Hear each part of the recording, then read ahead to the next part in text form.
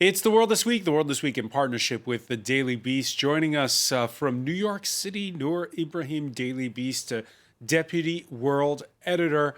How are you in unlocked down New York? Well, I still haven't been vaccinated, so I'm kind of just taking it exactly how I've been for the past few months. It's coming soon, though. All right, smart move, smart move. Vivian Walt is with us as well, Paris correspondent for Time Magazine. She's ready for another 4 weeks of hibernation. Oh, can't wait. All right. Catherine Field, Europe correspondent for New Zealand Media. How are you? I'm good, thanks. All right.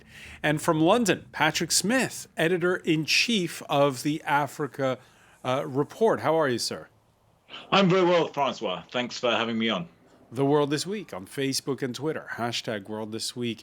Yeah, forget niceties. There won't even be a final communiqué when China and the U.S. wrap up 2 days of talks in Anchorage, Alaska. The first face-to-face sit-down between the Biden administration and top envoys of Xi Jinping was never going to be a love-in when preceded the day before by sanctions against 24 top Chinese officials over the crackdown in Hong Kong. China is using coercion and aggression to systematically erode autonomy in Hong Kong, undercut democracy in Taiwan, abuse human rights in Xinjiang and Tibet, and assert maritime claims in the South China Sea that violate international law. Usually these diplomatic encounters are a little boring. Noor Ibrahim, when you wrote for the Daily Beast about Team Biden, as you put it, it was anything but. Yeah, it was utter chaos. You know, I think people expected it to go somewhat poorly, but I don't know if anyone expected it to go that badly. It was just a sideshow. You had them fighting in front of reporters and finger pointing and the whole shebang. It was definitely very, very unusual for this type of situation. And do you get a sense that this was, just as you say, grandstanding for the cameras, and perhaps more did get done behind the scenes? You know, it might have, but I think that, the fact is that it encapsulates just this larger power struggle that's been going on between two of, the most powerful countries in the world. This meeting was very important exactly because it would dictate whether Biden would meet with the Chinese president next month. After seeing what I've seen, though, it looks like the prospects for that are a little bleaker today. Yeah. Let me read to you what the Chinese Foreign Ministry spokesperson said. When members of the Chinese delegation arrived in Alaska, they felt not only the cold weather, but also the American way of hosting guests. He had more to say. Let's listen.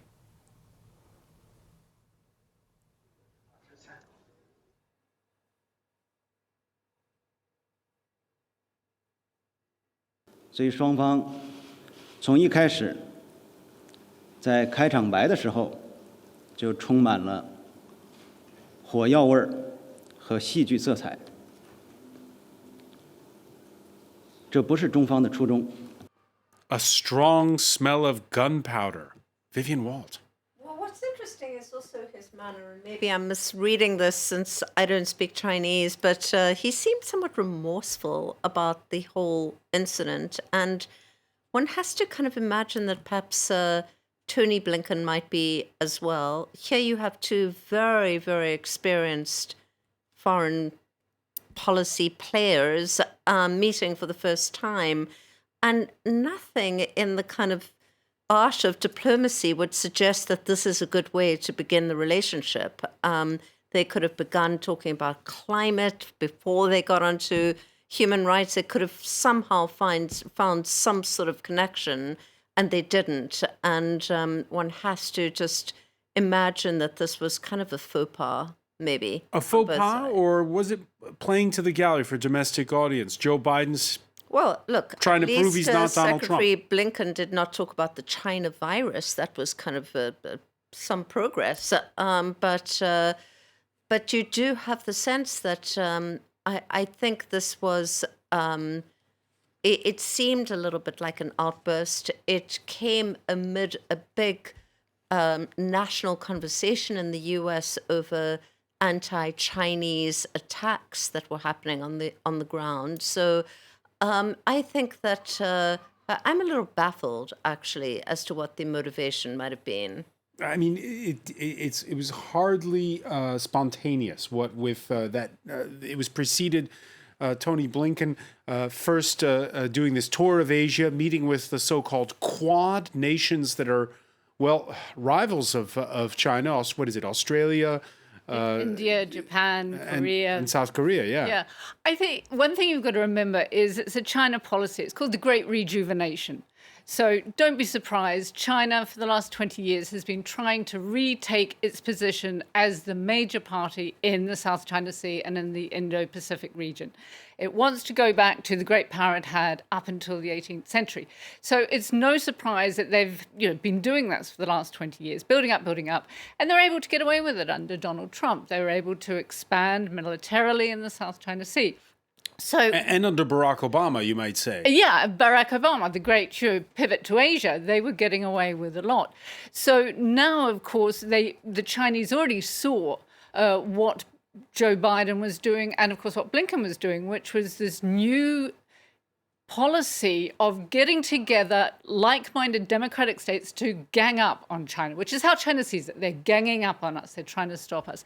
So they knew this was coming. They knew it wasn't going to be happy-go-lucky sort of meeting, because they'd already started this policy of saying, OK, we're going to stop you. And we're not just going to stop you by talking about human rights. We're also going to stop you on technology. This is the other thing, that they're worried about China getting too strong in the chip and the technology markets.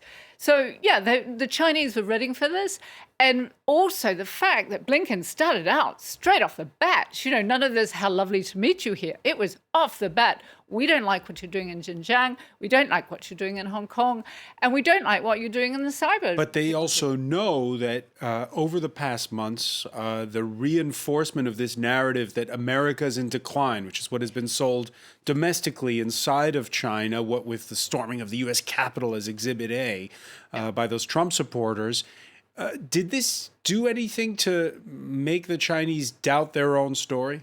Oh, no, not at all. I mean, the whole point that China is trying to make now is that there are two possible ways of having government. There's a possible way of having it the American way. Look what happens, say the Chinese. You have the storming of the Capitol. You have Black Lives Matter demos on the street. Or you have the Chinese way. The Chinese way is state, authoritarian. You're doing lots of business abroad. And that is the other type of government that they're pushing at the moment. So, yeah, this all fits into a very good narrative that is coming out of Beijing, which suits them perfectly. All right. Once again, the new U.S. president making sure that superpower rivals, past, present, and future, get the message that he is not his predecessor. You know Vladimir Putin. You think he's a killer? Mm-hmm. I do. So what price must he pay? The price he's going to pay, well, you'll see shortly. All right, the price he's going to pay, you'll see shortly. Patrick Smith, I guess now Joe Biden has to put his money where his mouth is when it comes to Russia. But him saying those words the same week that there is this meeting taking place in Alaska, you kind of get the impression that it's also a message to the Chinese. It's a message to the Chinese, but it's also a message to the American people, I think.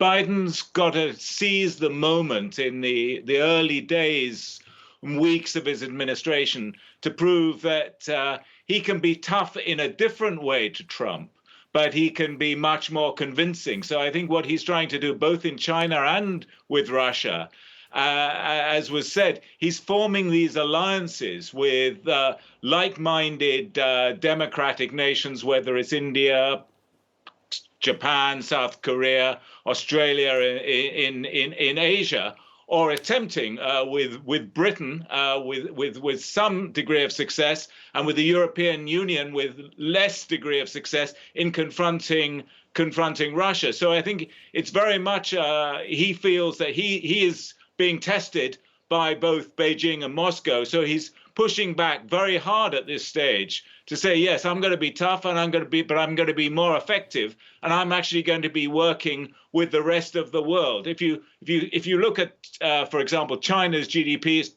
about 20% of the world's GDP. What Biden has been trying to do is to assemble this alliance of countries to give more than half the world's national income to say that even the economic might that you're deploying against us doesn't actually match up to what we've got in return.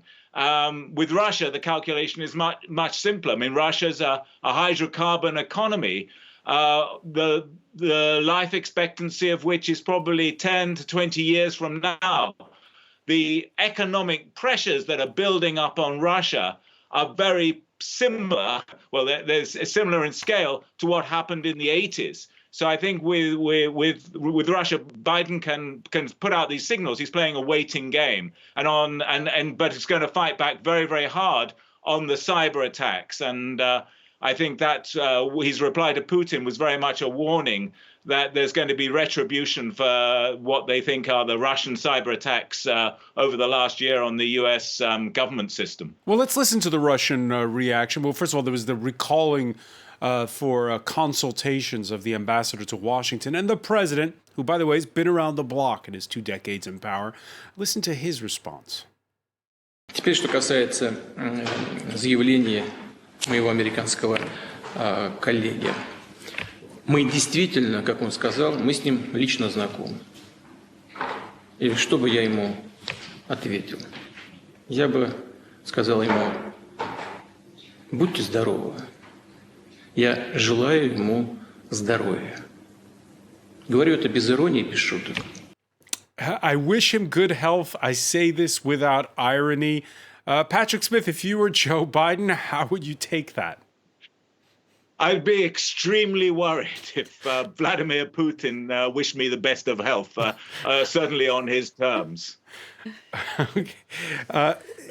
Again, it's this question, though, of whether Joe Biden now can back up what he says with deeds.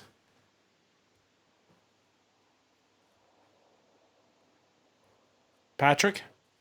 Well, I mean, I think that the difficulty with this one, I mean, everyone's expecting the US to retaliate for the cyber attacks once they've worked out just how wide and deep those attacks are. And there's some pretty awful analyses coming up about that. The point is, though, I don't think we're ever going to see how the US is going to retaliate against those. Because of necessity, they'll be as secretive if it was the Russians, and the assumption is it was the Russians that launched the cyber attacks against the US government system, that the US will use similar covert methods to break into Russia's cyber networks and do the same level of damage, or probably try to do a lot more. So I think I think the concern a lot of experts in cyber warfare have is just how far this is going to escalate. I mean, are you going to start seeing either side taking down ATM machines in their respective capitals and things like that? There's a potential for this thing to escalate and get wildly out of control. But I don't think we're going to be given, in the public domain anyway, a running commentary on what the CIA's cyber warriors are up to, but you can be assured they're up to something, because they're not going to let this one lie. Yeah, earlier Vivian Wall talking about calling COVID the China virus. Well, that sometimes may be having very dire consequences, tragic consequences. We're talking about Tuesday's Atlanta area shooting spree targeting massage parlors in that southern U.S. state. 8 killed, 6 of them Asian women, and a lone suspect, a 21-year-old gunman who authorities initially described as having a sex addiction. Asian Americans are outraged, particularly after a now replaced police captain stated it was a really bad day for him. We got to call it for what it is, and what it is a hate crime. We don't need anyone to tell us that we don't know if it was racially motivated or not. We can see with our own eyes. What they say was like because of a sex addiction. That's really Domestic ridiculous. violence is a great way women It's not how the perpetrator defined what a hate crime is. Yeah, a hate crime say Asian Americans. The Daily Beast spoke to the 23-year-old son of one of the victims, Randy Park, Noor Ibrahim, pulling no punches when he spoke with you. Yeah, I mean, he is furious, and rightly so, because at the end of the day, regardless of this man's motives, he ended up killing 6 Asian American women. And this comes after a year where anti-Asian hate crimes have been soaring in the U.S. And we can credit that to a lot of Trump's rhetoric, calling it the Kung flu or the China virus. The Daily Beast also reported that the spokesperson for the sheriff's department actually had posted anti-Asian racist content on his own social media page. So that just shows you how deep this issue runs. Yet it's early days, and it's too soon to say exactly what happened. I read a profile in the New York Times of the suspect, which put the accent more on his issues with his faith and being confused. There are a whole range of motives that can trigger an attack like this. And yet we're at the same time seeing this coming in a year where we've had more and more attacks against Asian Americans.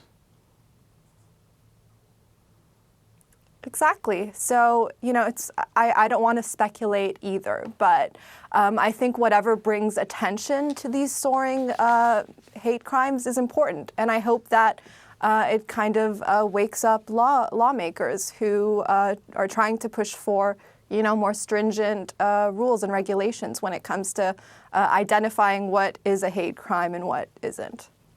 Vivian Walt, back in 2016 here in the Paris area, the Chinese community staged protests after the killing of one of their own. There have been muggings of Chinese people people who are Asian. Absolutely. And I think we must not make the mistake of thinking that this is somehow an American phenomenon. Any of us who live in Paris and have Asian friends will know that over the last year, they have been targeted in the street. I had a friend who was spat on in the street. Truly kind of shocking out of the blue incidents, but not that out of the blue. It certainly has been growing as the Chinese presence in Paris has grown. You have a lot of somewhat friction and hostility and sometimes racist comments about the numbers of Chinese tourists in Paris, although that obviously hasn't been the case during the pandemic. And so I think that, as Noura says, we don't actually know that this was a hate crime. There is maybe a reason to believe it was not, but it has cracked open an issue that really has been a little bit way too, actually, unspoken for the past year. All right, we're going to pick up when we come back. Stay with us. You're watching The World This Week.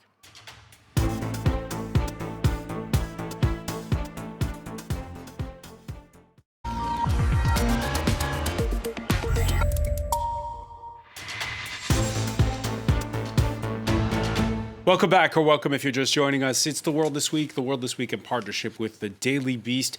Deputy World Editor at The Daily Beast, Noor Ibrahim, joins us from New York. Welcome back as well to Vivian Walt, Paris correspondent for Time Magazine. Representing New Zealand media, Catherine Field. So you're impartial when it comes to France-Wales this Saturday night. Well, no, I'm firmly behind France. Sorry. Okay. Absolutely, 100%. You hear that, Patrick Smith? Patrick Smith in London, editor-in-chief of the Africa Report, is with us as well. Thank you so much. It's a tale of two continents. COVID cases dropping dramatically in the U.S. as they continue an alarming spike in Europe. Some are calling it even a third wave. New strains tearing through the population as EU nations lag in the rollout of their vaccine campaigns. On that score, 37 suspicious cases of blood clotting out of 17 million jabs. There you see the numbers there when we talk about a third wave. 37 cases out of 17 million vaccines, resulting in a temporary stop, then a restart of AstraZeneca's jab, a 4-day delay that adds a new layer of uncertainty. This vaccine is safe and effective in preventing COVID-19, and its benefits continue to be far greater than its risks. Benefits continue to be far greater than its risks. So the French starting up again this Friday. We saw the Prime Minister getting his jab. But we've had Finland, which had never suspended it. Now they're suspending it because they've had 2 suspicious cases of blood clotting. Yeah. Stop and start again. What? I know I'm going to have to come clean on something on this one. So earlier today, I switched over to French TV to watch Jean Castex, the French Prime Minister, getting his vaccination. And the announcers were debating whether or not he was going to take his shirt off, whether we were going to see a nipple, whether he was going to have a T-shirt. And then someone said, this is actually really serious. Can we please have a serious discussion? And they said, there is nothing funny at the moment. All we had to laugh about today and this whole COVID vaccination, rising numbers, was whether or not the Prime Minister was going to show us his nipple. And really, this has just got to the point now where here in France, there is we're heading into a month for lockdown. Do we have the vaccine? Don't we have the vaccine? Is the government going to get more AstraZeneca arriving on boats? Is it going to get more Pfizer jabs out there? Is it going to open up vaccidromes? It's chaos. It really is. No one knows who's going to be giving the jabs. No one knows who's going to be getting the jabs. And every time the Prime Minister comes on TV, the delay for more people further down the line getting it is at least a month later. There is something about AstraZeneca, though, isn't there, Vivian Wald?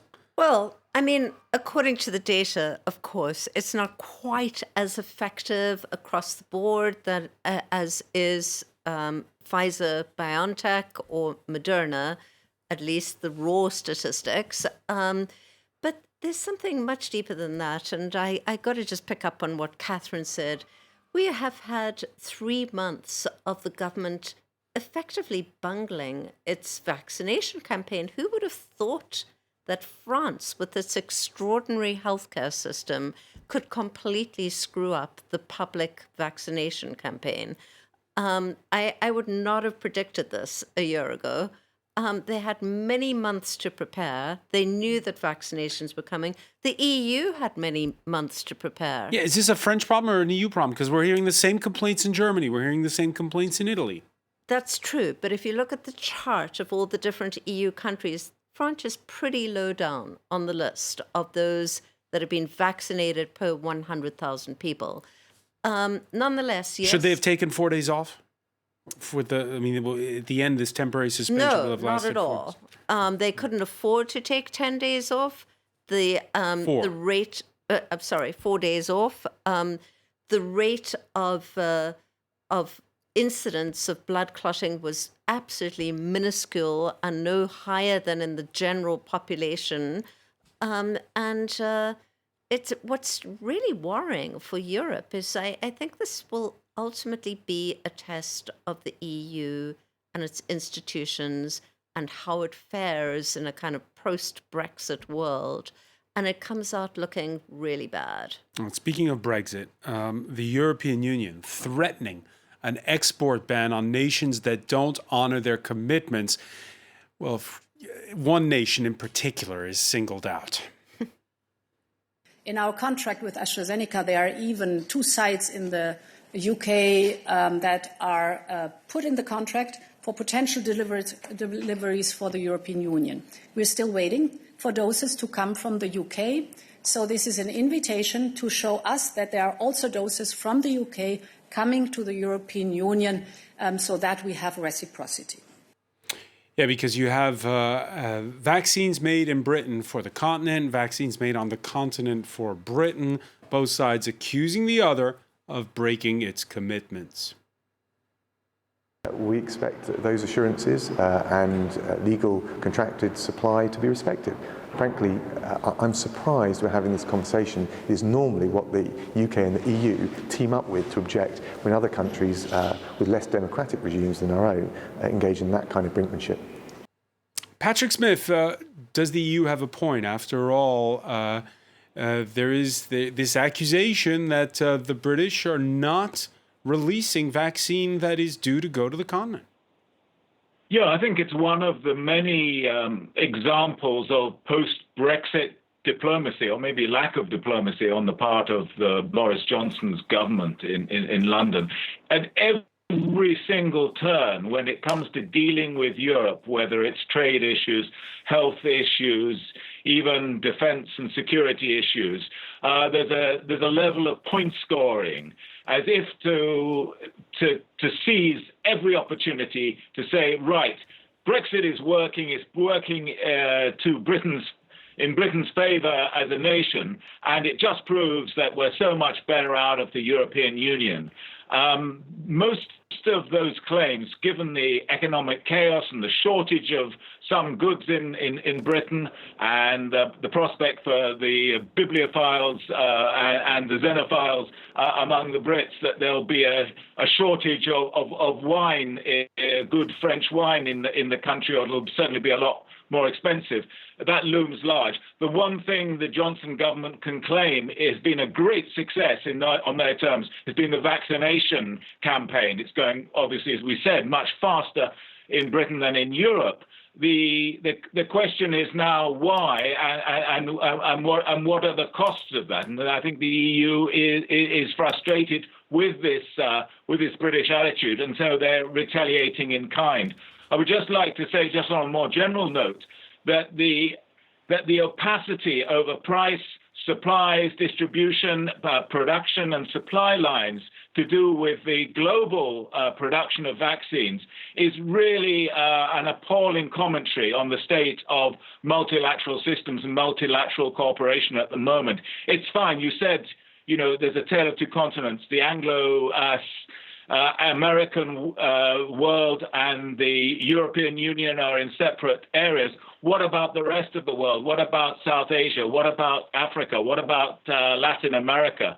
There are plenty of urgent cases of health workers, frontline health workers, people over the age of 60 in those countries who have little chance of seeing vaccines this year at all. Meanwhile, we're quarreling with pretty negative consequences in Europe about this. It's a fairly disgraceful commentary on the state of international relations at the moment. Yeah, in your native South Africa, Vivian Walt, they must be rolling their eyes when they see us talking in this way, because of the fact that they've been leveling this request or this demand before the World Trade Organization alongside India. Make the patent open. The whole world needs to get vaccinated. That is true. Although if you do speak to people, for example, the experts at UNICEF who are heavily involved in this issue about vaccine patents, it's not just about the patents. It's about the entire infrastructure of producing things at, on a scale of billions of doses. But it's exactly what Patrick says. We're at a moment in time where the world's institutions are being tested. This is a kind of testing moment, and we're going to be paying the consequences of this for many years. So, Noor Ibrahim, the U.S. is sitting on quite a sizable chunk of that AstraZeneca vaccine right now. So far, Joe Biden has rebuffed EU requests to get some of it their way. But we have heard this Thursday that the Biden administration is contemplating giving it to Mexico and Canada. Your thoughts? I think that it's insane that we have millions and millions and millions of AstraZeneca doses just stashed away that might expire, that we don't even need. We're on track to meet the May 1st deadline, and the U.S. hasn't approved AstraZeneca yet. So I think it's quite disgraceful as well that we haven't done more to share the doses, especially to the countries that need it most. When we talked in part one of our discussion, it was about how the U.S. projects itself as the world's predominant global superpower. Listening to Vivian Noor, what should Joe Biden be doing when it comes to the global strategy for getting the whole planet vaccinated? I mean, I think he's off to a decent start with the, sizable contribution to COVAX. I think that currently the main issue that I'm having is with this insane stock of AstraZeneca vaccines that we're just sitting on and not sharing. So hopefully that offer extends beyond just to Mexico and Canada. I think that, again, pandemics travel, and it'll just end up helping everyone to follow through on that and share in the vaccines. Yeah, pandemics do travel, and this one is more virulent than most when we're talking about the new variants that are coming on. And that partly explains why here in France, the Paris area and surrounding regions locking down. There was this Friday a rush on train stations ahead of a 4-week lockdown. Those better off, able to plot their escape to perhaps country homes. The government trying its darndest to avoid the kind of hard blanket national lockdown that we saw 1 year ago. It will be possible to leave the house to go for a walk or do sport in the day without a time limit, but with a certificate required and under the condition that you stay within a 10-kilometre radius. It will be prohibited for residents of the affected areas to travel between regions, except for emergency or work reasons. Sauf motif impérieux ou professionnel. So while we were listening to Jean Castex, Catherine Field was shaking her head. Catherine, give the guy a little bit of a break. I mean, why? Tell me why. You know, I'm going to spend the next because it's an 4 weeks. Unforeseen pandemic, and yeah, it was we have unforeseen to a year ago.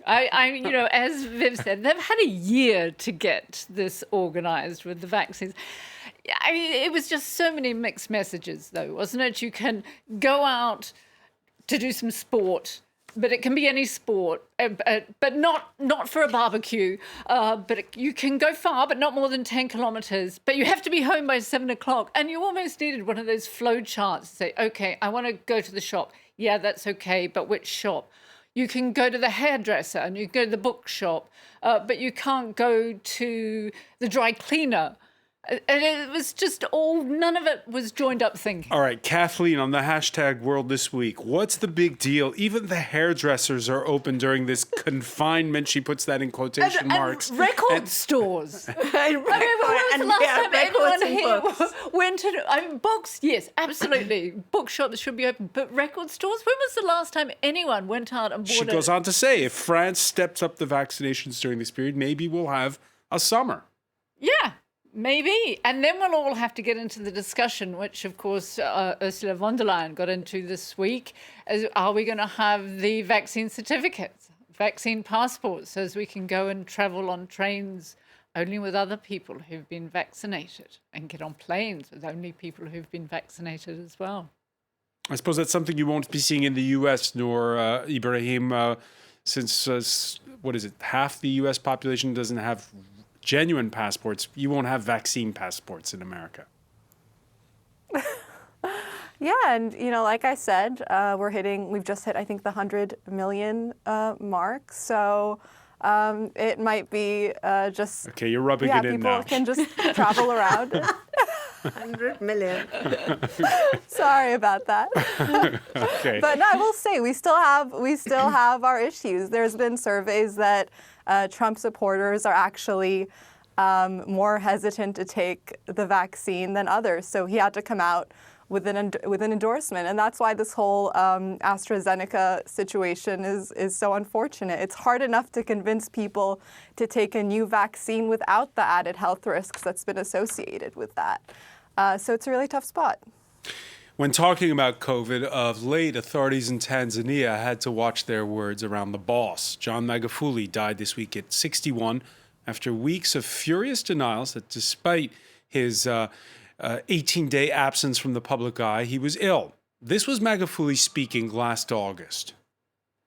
Kama tulivyo hapa leo kwenye uwanja huu, simuoni hata mmoja aliyevaa barakoa. Hii ni kwa sababu Mungu ametenda. Hii ni kwa sababu Mungu anatupenda wa Tanzania. In all this government, no one wears a mask, including me. It proves that there is no coronavirus, Patrick Smith, and that God loves this nation. What have you at the Africa Report been saying about what the cause of his death was, first of all?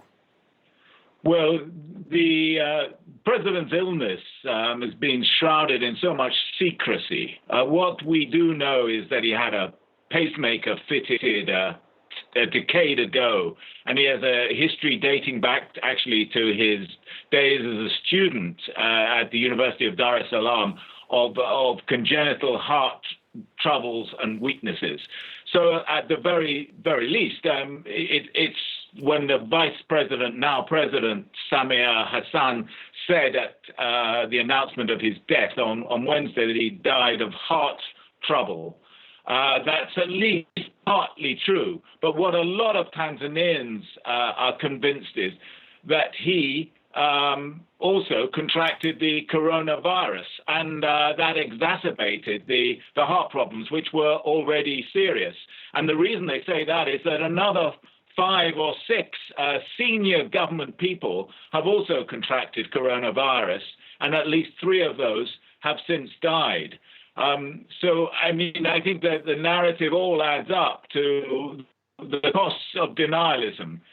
President Nkurunziza in neighboring Burundi took a similar stance to the coronavirus, a sort of Trumpian denialist stance to the coronavirus. This is something we can lick and just carry on as normal, and it'll be fine. So Magufule's recipe of being devout and praying and carrying on as normal and ignoring the virus has led the country to this point. But I think a lot of people in the urban areas in Tanzania just disregarded his line and were taking precautions, wearing masks, and being doubly careful. I think since his demise, whatever the government ends up saying is the ultimate cause of death, I think it's going to give a fillip to those people in the country who want to do more to protect people against coronavirus. And importantly, at least now Tanzania has applied for its consignment of vaccines from the World Health Organization under the COVAX scheme.